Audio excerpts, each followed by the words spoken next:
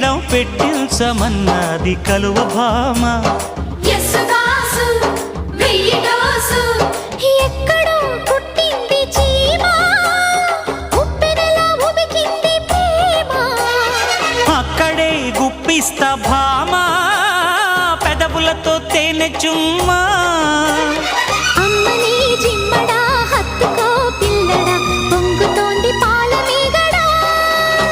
నిన్నేమడగను ఎట ఎట ఎట అడగను, ఒకసారి ఒడిలోకి రారమ్మని.